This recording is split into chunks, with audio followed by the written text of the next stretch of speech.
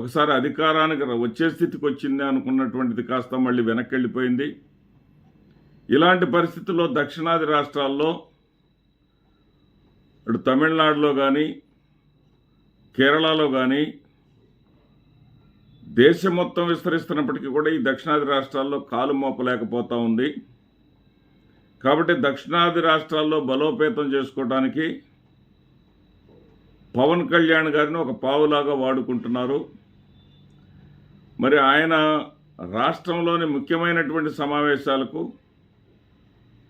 మంత్రివర్గ సమావేశాలు కానివ్వండి, 4వ తారీఖున 11వ తేదీన అత్యంత కీలకమైనటువంటి సమావేశాలు జరిగినా కానీ వాటి గైర్హాజరయ్యి అనారోగ్యాన్ని సాకుగా చూపి ఆ వెంటనే సనాతన ధర్మయాత్ర అనేది, సనాతన ధర్మం కోసం అంటే ఖచ్చితంగా రాజకీయమే, కేవలం దైవభక్తి కోసం దేవాలయ సందర్శనాన్ని మనం పరిగణించడానికి లేదు. సనాతనాన్ని తగిలిచ్చారు కాబట్టి భారతీయ జనతా పార్టీ ఆ రకంగా ఆయన్ని ఉపయోగించుకుంటుంది అనేది మనం ఒక కన్క్లూజన్కి రావచ్చు.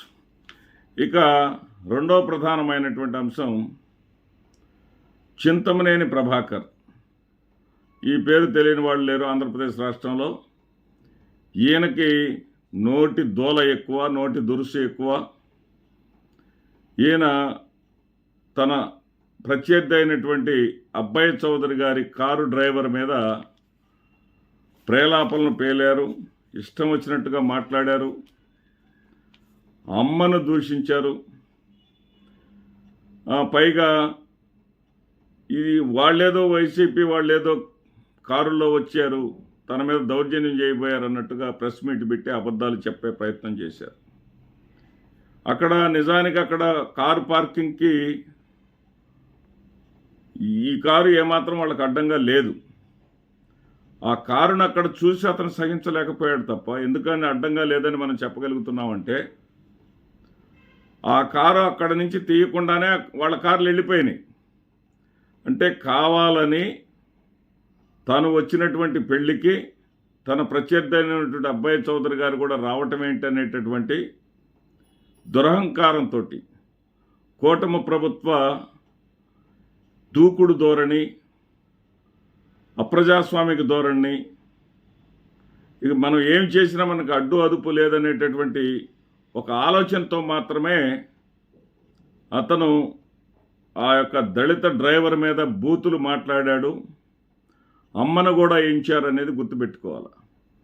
ఒకప్పుడు తన తల్లినేదో అన్నారని ఏకంగా దీక్షలు చేశారు ఒక నాయకుడు. తల్లి ఎవరికైనా తల్లేనన్న విషయాన్ని ఈ సందర్భంలో గుర్తుపెట్టుకుంటే మంచిది. మరొక ప్రధానమైనటువంటి ఘట్టం ఈ రాష్ట్రంలో ఆ తల్లిని దూషించారనేటటువంటి కారణంతో వల్లభనేని వంశీని అరెస్టు చేస్తామని నారా లోకేష్ గారు ప్రకటించిన విధంగానే అరెస్ట్ చేశారు. కాకపోతే ఆ కేసులో కాకుండా